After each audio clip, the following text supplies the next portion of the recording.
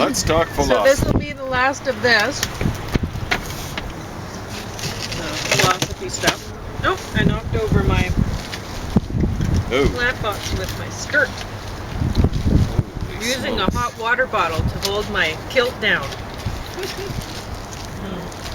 Well, you know how they have those things out front of the kilts. Have you lost a lot of your clothes in the wind? Huge whack. Oh, well. Well, we knew the breeze was going to pick up. Anyway, A little bit better. James is going to have this Asian meals Malaysian shiitake mushroom noodle. I got in the way there. It comes with a bowl, but I didn't want to put boiling water in a plastic bowl. That seems ridiculous. Yeah. You also have a microwave cooking option of sticking the plastic in the microwave. Brilliant. So, yeah, I just thought, okay, well. In other words, you have the option of giving yourself cancer. I don't know. Related disease. So, anyway, I figure what you can do is taste that soup, just give it a stir, and then see how spicy it is. And then if it's not too spicy, you can put the kimchi in it. But just there we go. See? Try it out. Or the beans too. Yeah, you can stick. I heated those up to. Yeah, so you can put those in there too, because it doesn't have any kind of protein in it. Anyway. Well, there we go. So that'll give it some sort of reason for existing. I am now on page 72 of one of the books. It must be the second book of that philosophy, because it seems like it was pretty late into the course. Anyway, the whole notion of enlightenment. Enter an era where the scientific rational search for the truth is going to join with enlightened leadership, individual liberty, and equality. This enlightenment self turns into the fascist self. Heidegger was a Nazi. For a while, you say, but I'm a little suspicious. Even after he was paying Nazi whatever dues? Yep, after the war, after it ended. My gosh. Yep. Yeah. So that's who was saying? Oh, it was in another book. They were saying, he was hardly a member for any time. And it's like I was reading about a Syriologist who was an enthusiastic of the Nazi Party, but the way it's presented on Wikipedia, which is semi-official, they were saying, the organization that he belonged to joined up with the Nazi Party, and he really didn't have any choice. He wanted to stick with that. What was that original organization? It wasn't the Boy Scouts of Germany. It was, the Sturmabteilung, the SA. So that's the Storm Division.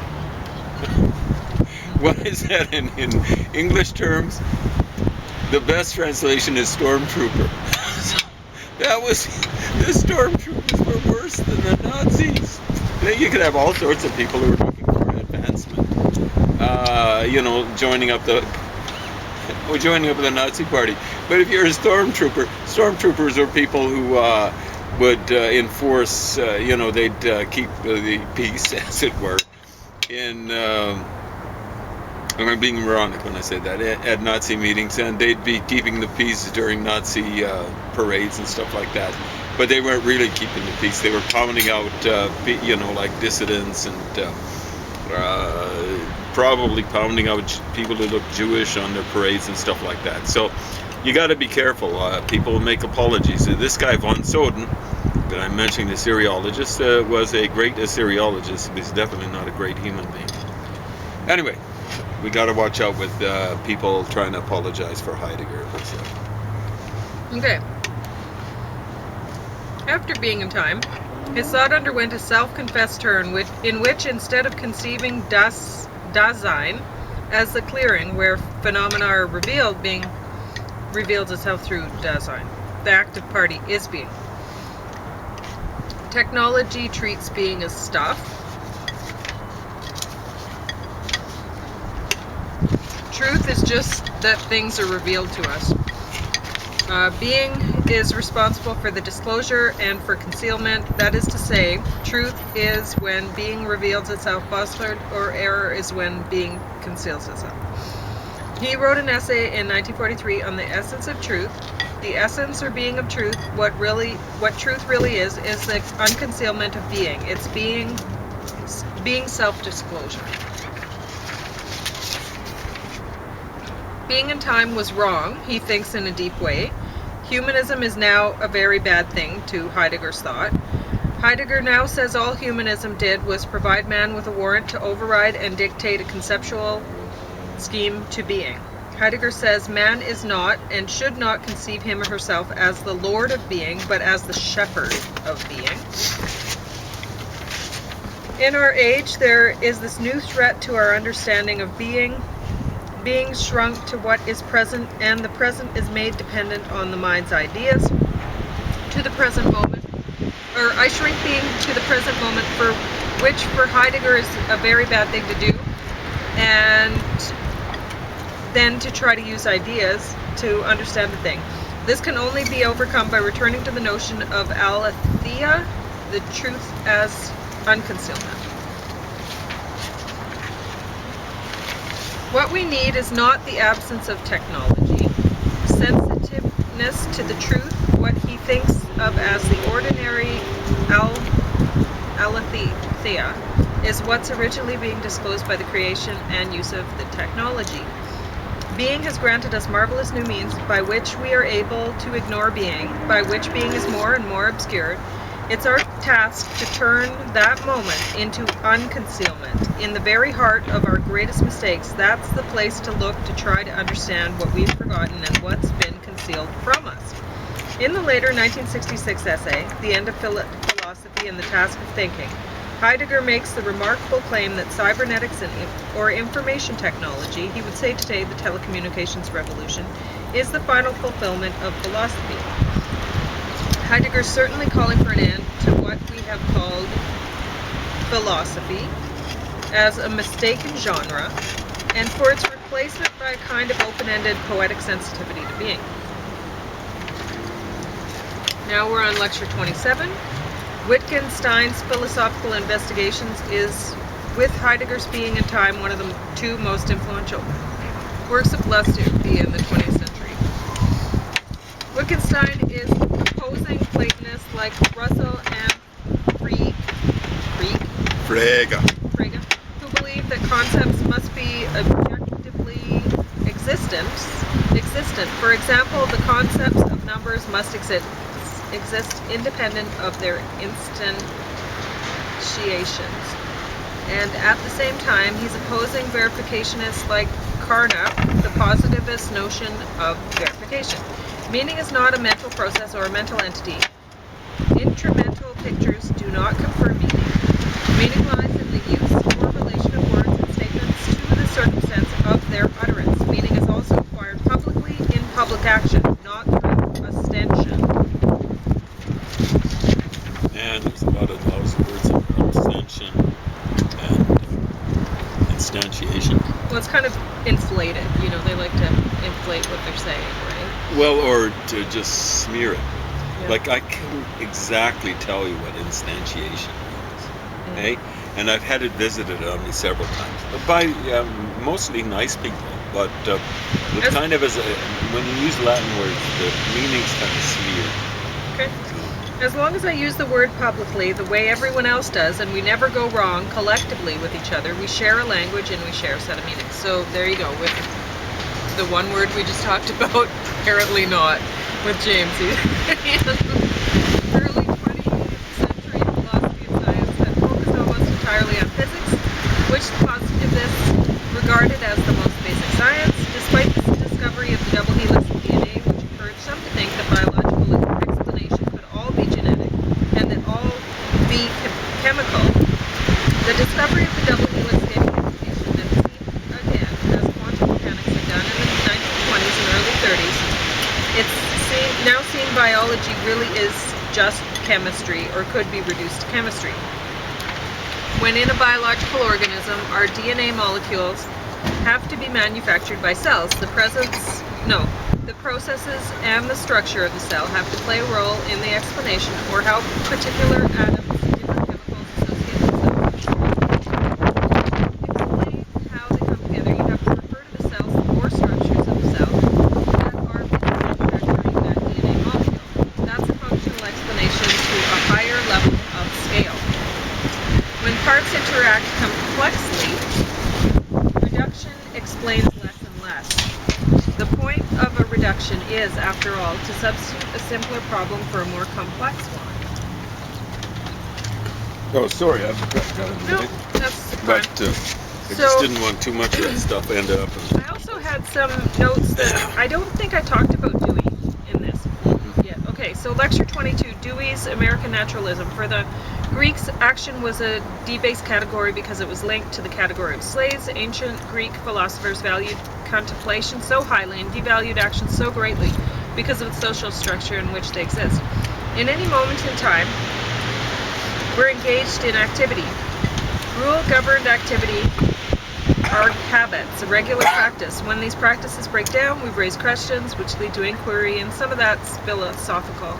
The search for knowledge serves human action. It's in the service of a needs to act in the world. Philosophy must be conceived in an attempt to reconstruct the world, to bring out and exploit previously neglected connections leading to the progressive intelligibility of the world. Emergentist theory, novel properties emerge at higher levels of analysis. Mind emerges from social communication as a means of adjustment between social organisms. Mind is a type of activity. Thought is reflexive, internalized communication. Thoughts are communication between different perspectives I can adopt in social life. Thought is a source of the mind. Natural events can either serve as a means or an end.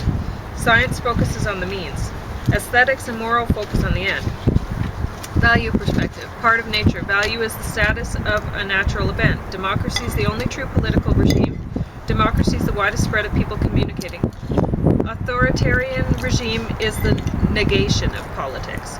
His aesthetic objection is that we tend to engineer solutions to commercial problems that ignore the consummatory values or ends our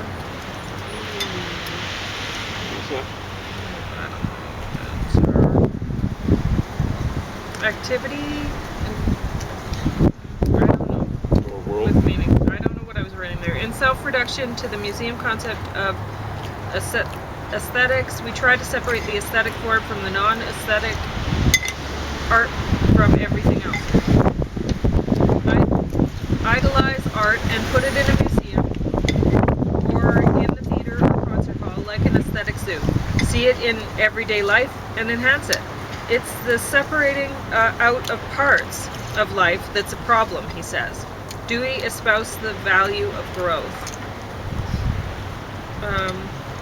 I think that's like personal growth. He did something on education. He said Aristotle was his moral theory type was virtue ethics. Mill and Bentham were utilitarianism, and Kant was deontological ethics. Dewey doesn't want to adopt these. Moral rules are salutary only when they expand the range of the desirable and the valuable. Science expands the range of truth. Democracy expands the range of citizens whose opinions matter. In morality, there's no end goal. There's no ultimate morality. There's only growth, like Darwinian evolution. Enlarge and integrate social perspectives. Okay, so I think I already talked about Derrida, so I'm not gonna read out these notes because well, I don't care either. Yeah. I don't care much more. No, there were a few that stood out to me, and that most Hume and Heidegger and Nietzsche, and the rest are honestly. So if you want to find out more about the other philosophers, go through the course. Maybe you'll enjoy those guys and not the guys that I thought were interesting. I mean, right now we're watching history, and I'm trying to figure out the particulars of the Depression and economic situations in Europe and in the United States, and then World War II, all that. So, and I'm going through that, and so I really found the Heidegger stuff interesting to look at, and the Nietzsche stuff, right? Because it's right there, right? So, and Hume, well, that's just wild. So, anyway, I really enjoyed the course. I will say that it is nice if you have the transcripts like this, so that you can actually just watch the course and read and really absorb it. But I do think it's funny that we've only went through 2 courses that have had the transcripts like this. And as James is right, it is a little bit more difficult sometimes to actually read the transcripts, as opposed to, like, if you're just going to read that thing separately, it's better to have it in the other format, the way the other professors seem to put it out. Yeah. But in this case, I think it's great. And well, when they do this for transcripts, you're getting the whole thing. Yeah. Some of the other times, it's almost like reading an abstract. You're going, sure. I remember there was stuff in there that I want to review. Yeah. It's not in the book. Yeah. So anyway, but I did find that kind of funny, because I had only one university instructor who he suggested that we all bring something to record every lecture with, because he I could tell that he would want any answer that he would want on a test would be parroted back, like whatever he said, parroted back to him. And if it wasn't, then that would not go over well. He really liked the sound of his own voice, and he was a philosophy instructor. So I do think that's funny. But I think maybe because these would be essay stuff, right? Was there any short answer? Or? No, they're essay. Of course. So what I say is, I'm not putting words in Pauline's mouth, because she used nice words like parroting. So these are my words. In the humanities, there's this idea that multiple choice and true and false and matching things are parroting stuff. That's good. Yes, it is. That's the way it is, and that's the way it's going to be. But the big, and then they're saying essays are better. What are you talking about? Because the whole idea is you're not just supposed to parrot stuff. You've got to vomit the whole stuff up in a stylish kind of fashion, and basically in the order that the both person, the professor, lays it out for you. So it's way worse, and hence you get the group thing, because you're getting marked on this. You're getting marked on how well you vomit this stuff up. It's way worse, and this is why groupthink is so bad in the humanities nowadays. It's worse than, well, the social sciences, some of them, but they're not even sciences. They're social pseudosciences, or antisocial pseudosciences. But, way worse than in the sciences. Yeah. Okay. Well, that's that. How is your soup? Does it get a good review? That's awesome. I think with the kimchi, it's going to be healthy. The beans, too, healthy. So. Okay. Thank you. So there you go. James gives a good review on that.